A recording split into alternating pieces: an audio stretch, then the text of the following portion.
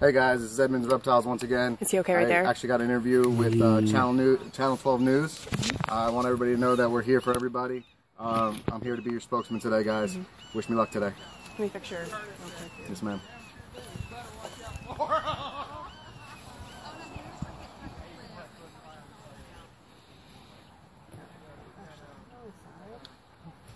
Whatever works. There you go. There we go. Now we're in business. There you go. Okay, Matt, you can look at me and answer the questions. Can I have your first and last name, please? My name is Matthew Edmonds. I'm out of West Palm Beach, Florida. And where do you work? I actually own Edmonds Reptiles. It's a small company. I buy, sell, and breed large constrictors, amongst other animals as well. How long have you had your business for? I've been doing reptiles since I was about 11 years old. I'm 32 today. My birthday was a couple days ago. But I've been in business for about 15 years, give or take. I guess, what got you interested and involved in this industry in the first place? Actually, my mom did. Marion Edmonds, I want to say thank you for that. When I was like 5 years old, I always wanted to own a dinosaur, and then it's the next best thing. So this is where I'm at today. In love with large constrictors, large pythons, to be exact, reticulated python, species in question today. So that's where I'm at today, and that's why I'm here. So obviously today they're announcing, I don't remember the exact name of the ones, but a ban, I think. Reticulated python, green anacondas, and possibly the red-tailed boa. And this is a concern for you, and tell me why. Huge concern. I'm a low guy on the totem pole. I make only a couple extra $1,000s a year, but we've got guys out there that they put bread and butter on their table. They put a roof over their head.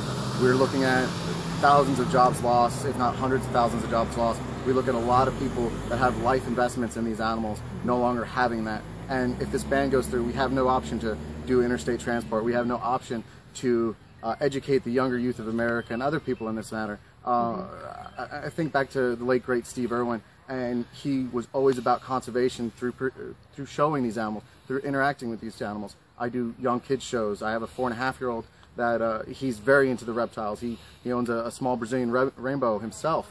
These are things that are going to be taken away from us if this ban goes through. You know, part of what they're saying is the concern in part here is that these snakes could end up in the wild, established breeding populations, the Everglades. So they have, they have some concerns about that. What are your thoughts on My thoughts are, I agree with this 100%. This is a horrible situation that's occurring. Nobody's bringing up the cats, which are the second most damaging species in the United States. But to come back with this, if we need to put a ban or put a harder regulations, because there are regulations in the state of Florida right now. There is a licensing that you do have to go through to own these large constrictors. You do have to microchip them over 10 foot. These are things that if we enforce, I feel it will be better. And if we have to ban them in the state of Florida alone, so be it. A lot of us will leave, and that's fine. Don't ban them everywhere in the United States. These animals can't live, can't establish a breeding anything in your New Yorks, your Ohios, up north. You can't do it. It's impossible for these animals to. And my understanding, I mean, this ban, from my understanding, is going to be going into effect. And what does that mean for your business? How do you move forward? This means I shut down, and I could possibly, as well as many other people, be without a job, be without an income right now. There's a lot that could happen with this.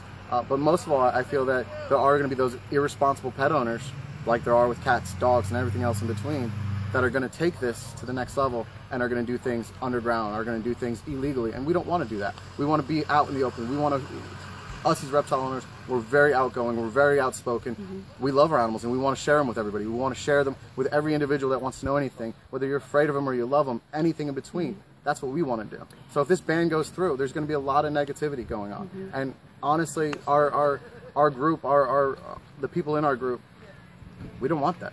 We want to keep things positive. We want to keep the education, and we want to be able to keep a roof over our head. At this point, what do you see as happening next? What is an option for you, if anything, at this point? At this point, they give us a couple options. We keep the animals we have, which some of us have quite a few, and we're stuck with them. We can export, but we can't import new genetics. It's kind of like breeding a dog. If you have three dogs and continually breed them, you end up with problems. We import new genetics. We also educate everybody. I mean, hundreds of kids shows. How many kids shows have you seen with reptiles coming out, lizards, large snakes, and how many instances have you ever seen? Very, very, very few. I mean, you're obviously very upset about this. Yes, ma'am. Tell me about that, why this is so upsetting to you. I lose my way of living. I lose something that I'm more passionate about than anything I've ever been passionate about. I lose a way of life. The friends and family outside of the natural family that I have throughout the United States, throughout the world, I lose that. This is a community. This is a strong community. Unfortunately, a lot of these guys, men and women, weren't able to make it today. So I'm here today to voice I feel like I got almost like an army behind me.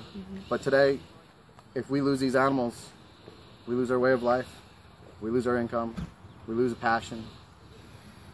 Take that away, what do we have left? Thank you so much for your time. I appreciate it. Hang right there for me for a second. Yeah, we'll get a couple two shots. I'll give this back to you. There you go. Just gotta stand right there. Does he need to tuck